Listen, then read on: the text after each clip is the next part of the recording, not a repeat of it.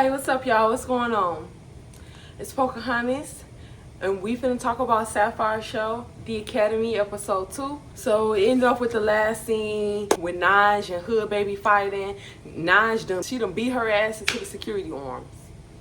So Naj definitely won that fight, took that fight home. And so then after the fight, you know, Hood Baby, she mad, she upset. She ended up taking off her shirt, and her goddamn titties dropped like an album. Now, why would you take your shirt off with them saggy ass teeth? Then she started running around looking crazy, falling everywhere, crawling up the walls, trying to jump over tables, just looking crazy. They finally get to calm her down after the fight, and she put her clothes on and whatnot.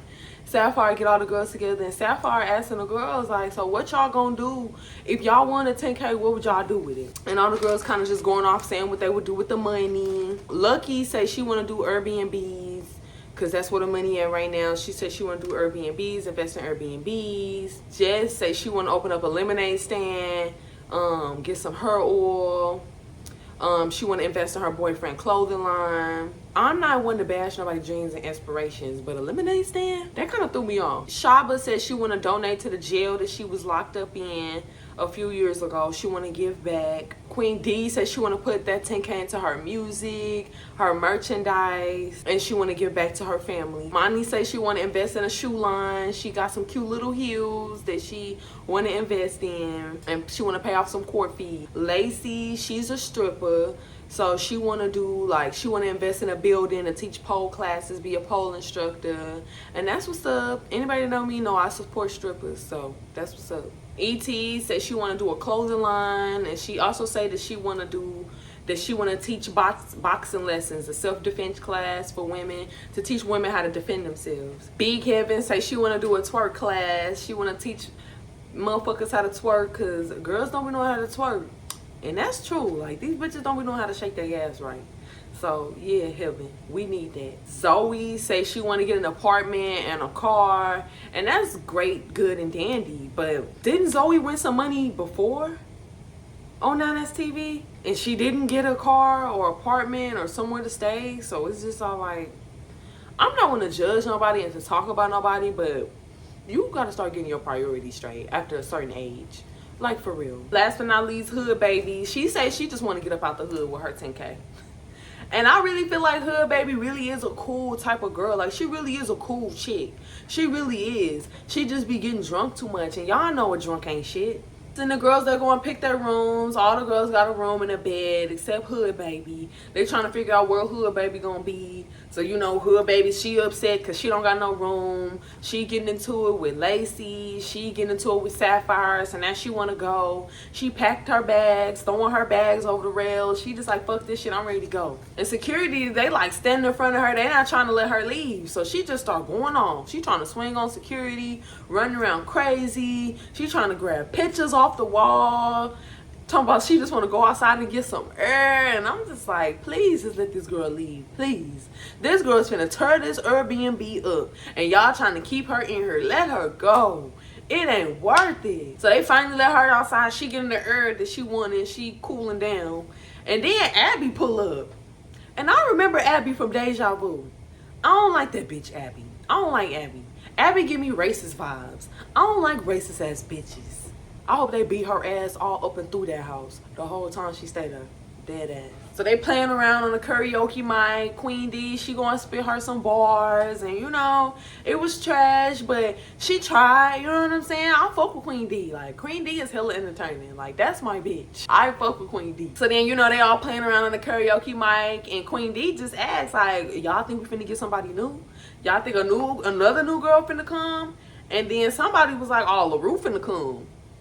And Queen D was just looking like, Because I do remember Queen D and LaRue had previous beef on Big Lex Baddie Collection. I remember LaRue and Queen D having beef. So I knew Queen D was not happy about knowing that LaRue was finna be up in that house. Y'all know Queen D ain't ducking no phase. She is not scary. She ain't scared of nobody. And that's why I fuck with Queen D. Like, she not running from no motherfucking fight. She done already fought LaRue before and lost. And she's still ready to run another round with her. And that's why I fuck with Queen D. Like, she got heart like no other. So LaRue finally arrived at the house. She saying hi to everybody, saying her greetings to everybody. And she say hi to Queen D. And Queen D was just like, bitch, Don't say hi to me. You know we got beef. And that's why I fuck with Queen D. Queen D is not no fake ass bitch. If she don't like you, she not finna be fake. She finna let that shit be known. So her and LaRue, they getting ready to fight. You know, Queen D got her Timbs on. She ready to beat some ass. And y'all know her Timbs give her like some type of superpowers. You know what I'm saying? When she got the Timbs on, it's like she damn near invincible. So they ended up fighting, and I ain't gonna lie, it looked like they was slap boxing. Like nobody really beat the fuck out of anybody. Nah, she said that she felt like the fight was whack. She thought the fight was weak. She felt like they really didn't do they shit for real, like she would have. And I agree. You know what I'm saying? But shout out to Queen D, because Queen D, even though the fight was weak, Queen D did not get her ass whooped. So shout out to Queen D. Them boxing lessons is paying off, girl. You know, they talking shit, and Queen D always talking about getting her sister. Where the fuck is Queen D's sister? Queen D's sister better be able to fight. She better be the final fucking boss. So they ended up doing a third round, and they fight again, and Queen D still didn't get her ass beat. I do feel like LaRue won all 3 rounds. I do feel like LaRue, she won all 3 rounds. I love Queen. Queen my favorite, but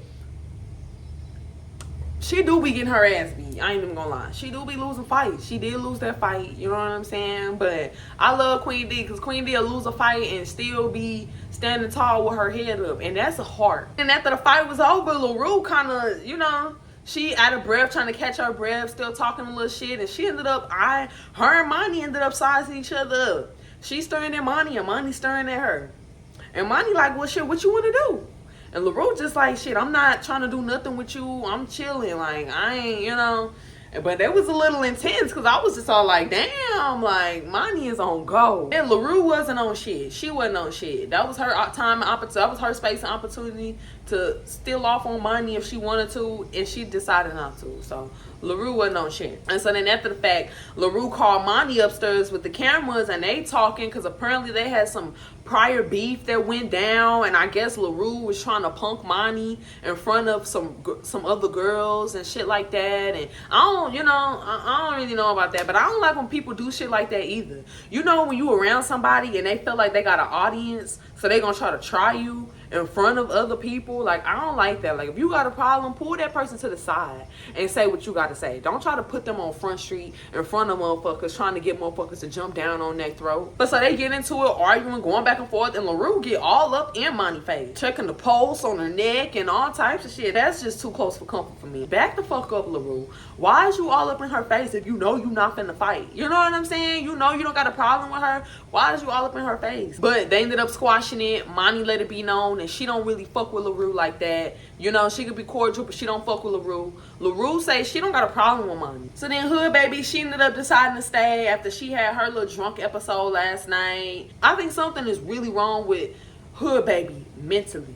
Like, it's deeper than what we can see. Like, Hood Baby really got real issues. So even though she do be clowning and acting a fool, I feel like Hood Baby do need to stay, because she do, you know what I'm saying? She do need the help. But then at the same time, like, just seeing how Hood Baby was drunk and clowning the night before, it just make me question, like, Sapphire, is this really a show to help the girls? Like, are you really trying to help these girls out? Because if so, if you are, why are you providing them alcohol? Why are you letting them drink? Like, you know what I'm saying? Why are you adding fuel to the fire by letting them drink alcohol? You know these bitches got drinking problems. I feel like if they was really trying to help motherfuckers and really trying to put motherfuckers on the straight and narrow, they wouldn't even allow alcohol in the house. Like, if this was a real type of charm school type shit, they shouldn't even be allowed to drink. Because as long as Hood Baby throwing back them bottles of alcohol, is as long as she gonna be fucking clowning. And she not gonna get no help. She not gonna get no better. So it kind of just make me side-eye, like, what's the real concept of the show? Is y'all really trying to help these girls out, or is y'all really just trying to have these girls on TV making an ass out of themselves, fighting for view? Y'all could have still called it the Academy. I ain't have to make up a fake concept, knowing y'all not really trying to help these ladies. So they getting ready to start their first challenge. So Sapphire pick out 2 captains. They picking out people on their teams and shit. And so before they can even get to the challenge, Sapphire ended up getting word that Zoe was pregnant. So Sapphire goes to go talk to Zoe to let Zoe know that Zoe can't participate in the show with her being pregnant, because it could pose dangers to her child, her unborn child. She can get into a fight, get hit in her stomach, and they just don't want to be liable for whatever happens to Zoe pregnancy. Sapphire talking to Zoe just getting emotional, and she start crying, and she talking about how she been homeless, living in a homeless shelter, and she got pregnant just so she can get on Section 8 faster. And I'm just like, oh my God. And it was just sad to hear her say that type of shit, because it's like you're already struggling. That baby is just gonna make it worse. You think just because that baby finna get you on a Section 8 house that everything is just gonna be better? It's like, I don't understand. Why do people sit up and have babies and they don't got shit? You don't have shit to give to the baby. Why are you bringing a child into this world? That's just some shit I'll never understand. No man can convince me to have a child with him and there's no ring on my fucking finger. Like, believe it or not, you choose what happens in your life. You choose your baby dad. You choose to have a child or not to have a child. People don't realize you're responsible for the decision that you make more than you think that you are. You control your life. Didn't you just win 10K or something? Why the fuck are you still in a homeless shelter? And I know it's easier said than done, because I done had a large sum of money that I just wasn't ready to have at the time, and I fucked it up. So I get it. But come on now. Some people's mindset just don't be where it needs to be. And just with you knowing that, you don't need to bring a baby into this world. I just feel so sorry for that baby, and ain't even here yet. Like, this baby is not being born out of love. This baby is being born out of necessity. You feel like you need this baby for housing. This ain't no different than a tax baby. I'm not judging nobody for what they do and the decisions that they make, you know. And I do know some areas you can get housing, you can get on Section 8 faster if you got a baby. Some areas, they don't give a fuck if you got a kid or not. You still on the waiting list for 20 years. But that was pretty much it of the episode. You know what I'm saying?